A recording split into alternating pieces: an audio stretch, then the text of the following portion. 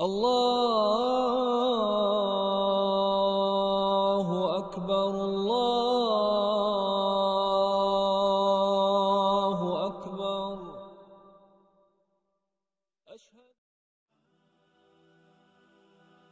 Сол сияқты жаңағы жәннатты көрсетілді.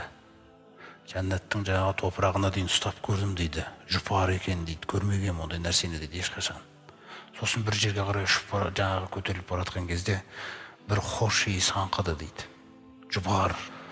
Сосын айттым, Жебірейіл, мынау не иіс деп. Жебірейіл күллі жағдайларды біледі. Алла Тағаланың әмірімен жаңағы хабарланған нәрселердің барлығы көптеген істерге жауапты. Мынау не жұпар иіс деген кезде бұл әлгі тарақшы әйелдің және оның балаларының тарапынан келіп атқан иіс қой дейді. Фирғауынның қызының шашын тарайтын, соның эстетикасына қарайтын, сұлулық сымбатына қарайтын бір әйел адам болған. Мұса пайғамбарға иман келтіреді. Сол кезде қасында балалары болады. Емшектегі баласы да болады. Сол жаңағы шашын тарап атқан кезде тарағы жерге түсіп кетеді. Тарақ түсіп кеткен кезде бисмилля деп айтады. Жасырын жүрген нәрсе ғой енді. Тарақта бисмилля деп айтылды, бітті кетті. О кездегі жаңа Исраиль ұрпақтарында Мұса пайғамбар келген кезде енді бұны былай да жеңілдік жоқ. Принципті аяғына дейін тұру керексің. Былай деген жол болмаған. Исраиль ұрпақтарының жолында осындай қиыншылықтар болғанда, олардың мұсылмандарында мықтылық болған.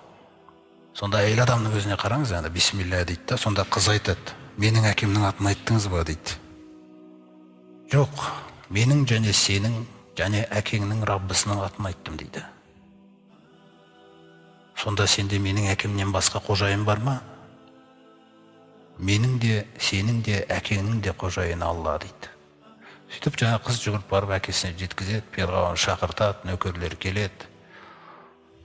Жаңа айтқан сөзіңнен қайтасың ба? Менен басқа тәңірің бар ма сенің деп.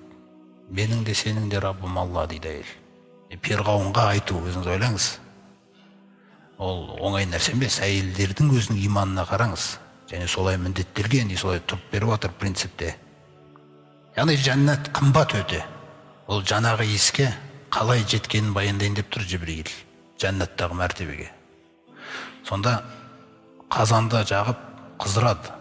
Мыс қазан дейді, үлкен әкеп. От жағады жаңағы ішіне. Соның егерде иманыңнан қайтпасаң, осының ішіне тастаймыз дейді. Сонымен қайтпайды иманынан.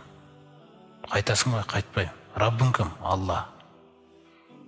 Бір баласын әкеп тастайды қазанның ішіне. Алла Тағала бұрынғы үмметтерді құрмет жамағат осындай дәрежеге дейін сынаған. Сонда жаңағы баласын ішіне салып жүрген кезде ойлаңыз жүрек не болып жатқанды мысалы. Бірақ адам Алламен жолығатын күнін үміт етсе, өз Құранда айтқандай, ол иманның ең үлкен нәрсесі. Ол кез келген қиыншылықты көтере алады екен жүрек. Егер мақсатың Алла болса да, егер мақсатың дүние тағы нәрсе болса, онда күллі жинаған сахих теорияларының барлығы түкке татымайды. Жеме-жемге келген кезде деген нәрсе жатыр да бұл жерде. Сонда ойлаңыз, жаңағы баласын тастайды, екінші баласын, үшінші баласын, кішкентай баласын тастайды деп отыр, жүрегі ауырады деп мысалы.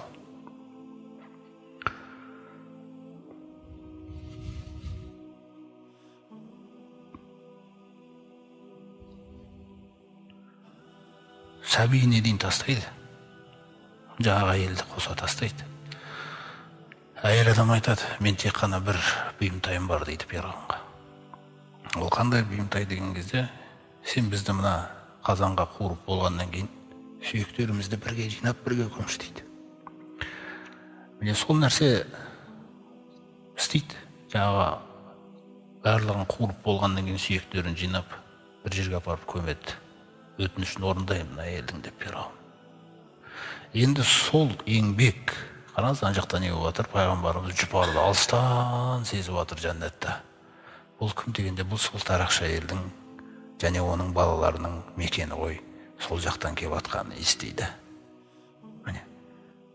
Соқтан Алла Тағала біздің өзімізге де кейде айтады, мысалы, Ам хасибтум ан тадхулул джанната. Сендер жаннатқа оп-оңай кіріп кетем деп ойлайсыңдар ма?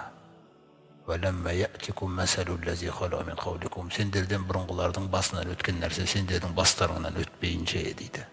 Сондықтан анау мынау амалдарымызды, құрметті жамағат, өте аз көру керекпіз. Аз көру керекпіз. Көптеген амалдарымызды біз көп істеп жүрген сияқты нәрсе болмау керек бізде. Аз істеп жатырмыз өте біз. Жетпейді. Құдай өсірмесе жетпейді. Біз соны мойындау керекпіз, да? Біз сол көп амалдарымызға алданып, біреулердің амалдарына кейде баға беріп жүреміз. Ол дұрыс жүрек емес. Сондай жүректен Алла Тағала сақтасын.